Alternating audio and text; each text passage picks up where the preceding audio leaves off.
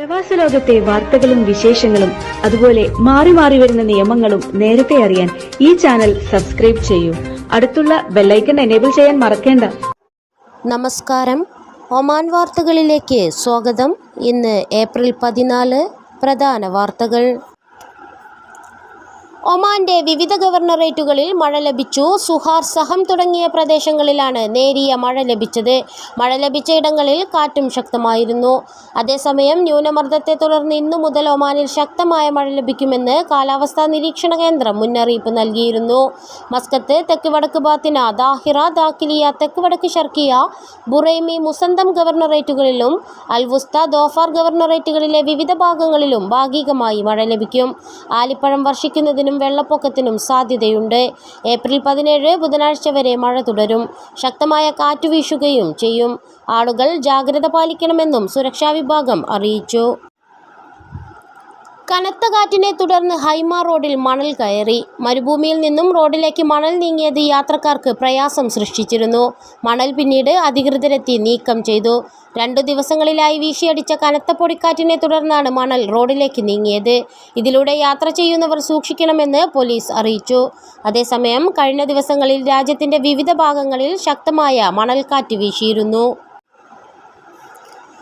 Oman ആതിഥേയത്വം വഹിക്കുന്ന premier Cup 2020 cricket ടൂർണമെന്റിലെ 2ാം മത്സരത്തിൽ ഒമാൻ ഇന്നിറങ്ങും.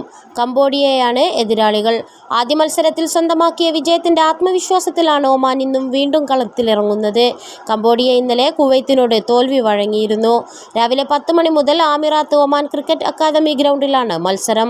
ഇന്നത്തെ മത്സരത്തിൽ മികച്ച വിജയത്തോടെ ടൂർണമെന്റിന്റെ ആദ്യ വിജയം സ്വന്തമാക്കാനാണ് കംബോഡിയ ബാറ്റേന്തുക. ഒമാൻ ഇന്ന് ജയം ഉറപ്പിക്കാനായാൽ സെമി പ്രവേശനം കൂടുതൽ എളുപ്പമാകും. ആദ്യ മത്സരത്തിൽ ഒമാൻ ബഹ്റൈനെതിരെ 3 റൺസിന്റെ വിജയമാണ് സ്വന്തമാക്കിയത്. ഓൾറൗണ്ടർ ആക്കിബ് ഇല്യാസിന്റെ മിന്നും പ്രകടനമാണ് ടീമിന് വിജയമുറപ്പിച്ചത്. ഇന്നത്തെ 2ാം മത്സരത്തിൽ സൗദി അറേബ്യ ഹോങ്കോങ്ങിനെ നേരിടും. മുസന്തം കാർണിവലിന് തുടക്കം. കസബ് ബീച്ചിൽ വിവിധ വിനോദ പരിപാടികളോടെ ആരംഭിച്ച കാർണിവലിൽ ആദ്യ ദിനങ്ങളിൽ തന്നെ 100 കണക്കിന് സന്ദർശകരെത്തി. സ്വദേശികൾക്കും പ്രവാസികൾക്കും പുറമെ ഇതര ഗൾഫ് നാടുകളിൽ നിന്നും നിരവധി പേരാണ് കസബ് ബീച്ചിലെത്തുന്നത്. 4 ദിവസങ്ങളിലായി അരങ്ങേറുന്ന കാർണിവൽ ഒമാൻ ടൂറിസം ഡെവലപ്മെന്റ് കമ്പനിയുമായി സഹകരിച്ച് മുസന്തം ഗവർണറുടെ ഓഫീസാണ് സംഘടിപ്പിക്കുന്നത്. കാർണിവലിന്റെ 2ാം എഡിഷനാണ് ഇത്തവണത്തേത്. ഇത്തവണ കുടുംബങ്ങളെയും കുട്ടികളെയും ആകർഷിക്കുന്ന ഒട്ടനവധി വിനോദ ആസ്വാദന പരിപാടികളാണ് കാർണിവലിന്റെ ഭാഗമായി അരങ്ങേറുന്നത്. അതേസമയം ഒമാനിൽ പെരുന്നാൾ അവധി ആഘോഷിക്കാൻ GCC രാഷ്ട്രങ്ങളിൽ നിന്നും വലിയ തോതിൽ സഞ്ചാരികളെത്തി. റോഡ് വഴിയും വിമാന സർവീസുകൾ ഉപയോഗപ്പെടുത്തിയും സഞ്ചാരികൾ ഇതിനോടകം രാജ്യത്ത് എത്തിക്കഴിഞ്ഞു. UAE, സൗദി എന്നിവിടങ്ങളിൽ നിന്നുള്ള സ്വദേശികളും വിദേശികളുമാണ് ഇവരിലേറെയും. റോഡ്, വിമാനമാർഗമാണ് ഇവർ എത്തുന്നത്. മസ്കത്തിലെ നൃത്യവിദ്യാലയങ്ങളിലൊന്നായ DDAയുടെ മെഗാ ഈവന്റ് DDA ലാ ഫെസ്റ്റ് ഏപ്രിൽ 26 ഖുറം സിറ്റി ആംഫി തിയേറ്ററിൽ നടക്കും. നൃത്തത്തിന്റെയും സർഗാത്മകതയുടെയും കണ്ണഞ്ചിപ്പിക്കുന്ന പ്രകടനമായിരിക്കും നടക്കുകയെന്ന് സംഘാടകർ വാർത്താസമ്മേളനത്തിൽ അറിയിച്ചു. രക്ഷിതാക്കളുടെ പ്രകടനമാണ് ഈ വർഷത്തെ പ്രധാന ആകർഷണങ്ങളിലൊന്ന്. നൃത്തലോകത്തെ പ്രശസ്തരായ തുഷാർ ഷെട്ടി, രോഹൻ റോക്കഡെ എന്നിവർ മുഖ്യാതിഥികളായിരിക്കും. പ്രശസ്തരായ കൊറിയോഗ്രാഫർമാരുടെ മാർഗനിർദ്ദേശത്തിന് കീഴിൽ പരിശീലനം നേടിയ 200-ലധികം വിദ്യാർത്ഥികൾ തങ്ങളുടെ കഴിവുകൾ അവതരിപ്പിക്കും.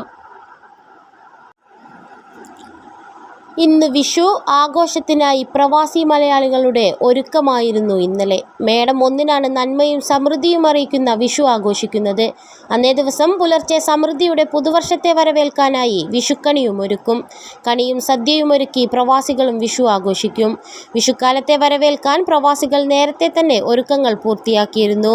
വിഷു ആവശ്യങ്ങൾക്കായി കേരളത്തിൽ നിന്ന് പഴവർഗ്ഗങ്ങളും വാഴയിലടക്കമുള്ള പച്ചക്കറികളും എത്തിത്തുടങ്ങിയതോടെ സൂപ്പർ മാർക്കറ്റുകളിൽ വിഷുത്തിരക്ക് ായിരുന്നു കഴിഞ്ഞ ദിവസങ്ങളിൽ. മുൻകൂട്ടി ബുക്ക് ചെയ്താൽ പച്ചക്കറികളും വിഷുസദ്യയും വീട്ടിലെത്തുന്നതിനും ചിലയിടങ്ങളിൽ സൗകര്യമുണ്ട്. പുതുമയേറിയ വിഭവങ്ങളോടെ വിഷുസദ്യ ഒരുക്കി മലയാളി റെസ്റ്റോറൻറ്റുകളും ആഘോഷത്തിന് തയ്യാറായിട്ടുണ്ട്.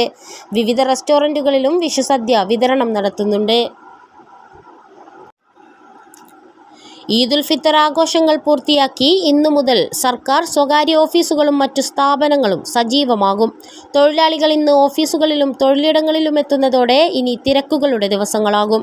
ഏപ്രിൽ 9 മുതൽ 11 വരെയായിരുന്നു സർക്കാർ ഔദ്യോഗികമായി അവധി നൽകിയത്. എന്നാൽ വാരാന്ത്യ അവധി ഉൾപ്പെടെ തുടർച്ചയായ 5 ദിവസം അവധി ലഭിച്ചു. അവധി മുതലെടുത്ത് പെരുന്നാൾ കുടുംബസമേതം ചെലവഴിക്കാൻ നിരവധി പേരാണ് നാട്ടിലേക്ക് തിരിച്ചത്. ഇവരിൽ പലരും ഇന്നലെയോടെ തിരികെ എത്തി. കുറച്ചു ദിവസം അവധി കൂടി നീട്ടിയെടുത്ത് റമസാൻ അവസാന പത്തിൽ നേരത്തെ തന്നെ നാടണഞ്ഞവരും ഉണ്ടായിരുന്നു. അവധി പ്രഖ്യാപിച്ചതോടെ പെരുന്നാളിനോടനുബന്ധിച്ച് രാജ്യത്തിനകത്തും പുറത്തും സഞ്ചരിച്ചവരും തിരികെ വീടുകളിലെത്തി. സ്വദേശികളും വിദേശികളും ഒരുപോലെ സഞ്ചാരത്തിനായി അവധി ദിനങ്ങൾ ഉപയോഗപ്പെടുത്തിയിരുന്നു. കഴിഞ്ഞ ദിവസങ്ങളിലെല്ലാം വിനോദസഞ്ചാര കേന്ദ്രങ്ങളിൽ കനത്ത തിരക്ക് അനുഭവപ്പെട്ടിരുന്നു. അവധിയുടെ അവസാന ദിനമായ ഇന്നലെയും പാർക്കുകളിലും ബീച്ചുകളിലും ടൂറിസം കേന്ദ്രങ്ങളിലും ആയിരങ്ങളെത്തി. ഖസബിൽ ബോട്ട് മറിഞ്ഞുണ്ടായ അപകടത്തിൽ കോഴിക്കോട് സ്വദേശികളായ 2 കുട്ടികൾ മരണപ്പെട്ടു. മാതാപിതാക്കൾ നിസാര പരിക്കുകളോടെ രക്ഷപ്പെട്ടു. നരിക്കുനി പുല്ലാളൂർ സ്വദേശി തല്ലൂർ ലുഖ്മാനുൽ ഹക്കീം മുഹ്സിന ദമ്പതികളുടെ മക്കളായ ഹൈസം മുഹമ്മദ്, ഫാമിസ് മുഹമ്മദ് എന്നിവരാണ് ശനിയാഴ്ച ഉച്ചയ്ക്ക് 2 മണിയോടെയുണ്ടായ അപകടത്തിൽ മരണപ്പെട്ടത്.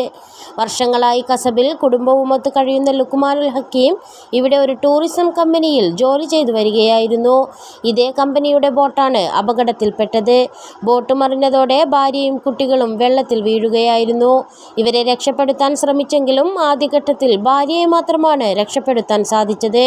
തൊട്ടടുത്ത സമയങ്ങളിൽ തന്നെ മക്കളെയും രക്ഷപ്പെടുത്തി കരയിലെത്തിച്ചുവെങ്കിലും മരണം സംഭവിച്ചിരുന്നു. മൃതദേഹം ഖസബിൽ തന്നെ മറവു ചെയ്യുമെന്ന് ബന്ധപ്പെട്ടവർ അറിയിച്ചു. ഇതിനായുള്ള നടപടികൾ പുരോഗമിക്കുകയാണ്. ലോകത്തിലെ ഏറ്റവും മികച്ച സ്മാർട്ട് നഗരങ്ങളുടെ പട്ടികയിൽ സ്ഥാനം മെച്ചപ്പെടുത്തി ഒമാന്റെ തലസ്ഥാനം. സ്വിറ്റ്സർലൻഡിലെ International Institute for Management Development പുറത്തിറക്കിയ ഏറ്റവും പുതിയ സ്മാർട്ട് സിറ്റി സൂചികയിൽ 88-ാം സ്ഥാനത്താണ് മസ്കത്ത് ഇടം പിടിച്ചത്. കഴിഞ്ഞ വർഷം 96-ാം സ്ഥാനത്തായിരുന്നു മസ്കത്ത്. ഇതര GCC നഗരങ്ങളും സ്ഥാനങ്ങൾ മെച്ചപ്പെടുത്തി.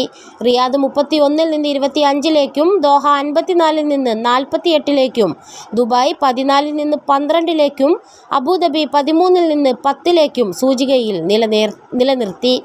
Zurich, Oslo, Canberra, Geneva, Singapore എന്നിവയാണ് ആദ്യ 5 സ്ഥാനങ്ങളിലുള്ള നഗരങ്ങൾ. സ്മാർട്ട് സിറ്റികളുടെ സാമ്പത്തിക, സാങ്കേതിക, ജീവിത നിലവാരം, പരിസ്ഥിതി തുടങ്ങിയ ഘടകങ്ങളെ അടിസ്ഥാനമാക്കിയാണ് റാങ്ക് നിശ്ചയിക്കുന്നത്. 142 നഗരങ്ങളുടെ വിവരങ്ങൾ സർവേയിൽ ഉൾപ്പെടുത്തിയിട്ടുണ്ട്.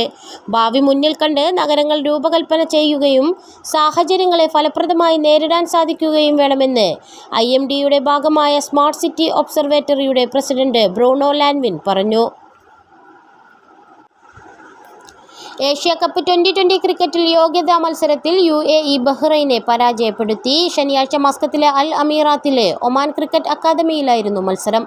ആദ്യം ബാറ്റ് ചെയ്ത UAE അലിഷാൻ, ഷറഫു, മുഹമ്മദ് വസീം, ആസിഫ് ഖാൻ എന്നിവരുടെ അർദ്ധ സെഞ്ചുറികളുടെ കരുത്തിൽ 236-ൽ 6 വിക്കറ്റ് എന്ന സ്കോറിലെത്തി. ഈ ഫോർമാറ്റിൽ UAEയുടെ എക്കാലത്തെയും ഉയർന്ന ടോട്ടലാണിത്. ബഹ്റൈൻ 8 വിക്കറ്റിന് 199-ൽ ഒതുങ്ങി. ഷറഫു 41 പന്തിൽ 78 റൺസും, വസീം 40 പന്തിൽ 65 റൺസും, ആസിഫ് 27 പന്തിൽ 66 റൺസും നേടി. 3 താരങ്ങളും 16 സിക്സറുകൾ പറത്തി. ആസിഫ് തൻ്റെ തിരിച്ചുവരവ് ശ്രദ്ധേയമായ രീതിയിൽ അടയാളപ്പെടുത്തി. 2 ദിവസത്തിനുള്ളിൽ 75 പന്തിൽ നിന്ന് 140 റൺസ് അദ്ദേഹം നേടിയിട്ടുണ്ട്. UAEയുടെ അയാൻ ഖാനാണ് കളിയിലെ താരമായത്. 18-കാരനായ ഇടങ്കയ്യൻ സ്പിന്നർ 4 ഓവറിൽ നിന്ന് 3 വിക്കറ്റ് എടുത്തു.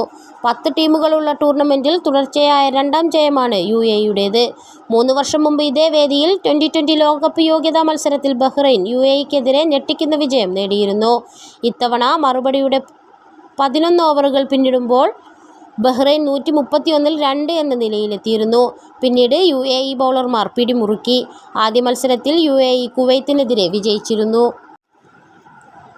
മുൻ ഇന്ത്യൻ താരം യുവരാജ് സിംഗിനും ദക്ഷിണാഫ്രിക്കൻ താരം കീറൻ പൊള്ളാർഡിനും പിന്നാലെ 2020 മത്സരത്തിൽ 1 ഓവറിൽ 6 സിക്സ് നേടി ചരിത്രത്തിൽ ഇടം കുറിച്ച് നേപ്പാൾ താരം ദീപേന്ദ്ര സിംഗ് ഐറി.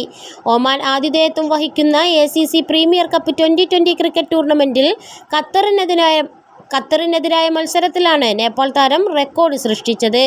ആമിറാത്ത് ക്രിക്കറ്റ് അക്കാദമി ഗ്രൗണ്ടിൽ നടന്ന മത്സരത്തിലെ അവസാന ഓവറിലാണ് ഖത്തർ ബൗളർ ഖമ്രാൻ ഖാനെ ദീപേന്ദ്ര സിംഗ് ഐറി 6 തവണ ബൗണ്ടറി കടത്തുന്നത്. 15 പന്തിൽ 28 എന്ന നിലയിൽ നിൽക്കുമ്പോഴാണ് ദീപേന്ദ്ര സിംഗ് ഐറി 20ാം ഓവറിലും ബാറ്റ് എന്തുന്നത്. 6 പന്തുകളും സിക്സർ പായിച്ച് 21 പന്തിൽ 64 റൺസും ടീം സ്കോർ 7 വിക്കറ്റിന് 210 റൺസുമാക്കി ഉയർത്തി. മത്സരത്തിൽ നേപ്പാൾ 32 റൺസിന്റെ വിജയം സ്വന്തമാക്കുകയും ചെയ്തു. 2007 T20 ലോകകപ്പിൽ യുവരാജ് സിംഗ് ആണ് T20യിൽ ആദ്യമായി ഒരു ഓവറിൽ 6 പന്തും സിക്സർ കടത്തുന്നത്. ഇംഗ്ലണ്ടിന്റെ സ്റ്റുവർട്ട് ബ്രോഡിന്റെ ഓവറിലായിരുന്നു യുവരാജിന്റെ റെക്കോർഡ് നേട്ടം. തുടർന്ന് 2021 ശ്രീലങ്കയ്ക്കെതിരായ മത്സരത്തിൽ കീറൻ പൊള്ളാർഡും 6 പന്തിൽ 6 സിക്സറുകൾ പായിച്ചിരുന്നു. ഏകദിനത്തിൽ ഹെർഷൽ ഗിബ്സും ജസ്കരൻ മൽഹോത്രയും ഓവറിൽ 6 സിക്സ് എന്ന റെക്കോർഡ് സ്വന്തമാക്കിയിട്ടുണ്ട്. ഇതോടുകൂടി ഇന്നത്തെ വാർത്തകൾ ഇവിടെ പൂർണ്ണമാവുന്നു. കൂടുതൽ ഒമാൻ വാർത്തകളും വിശേഷങ്ങളുമായി നാളെ വീണ്ടും കാണാം. നമസ്കാരം.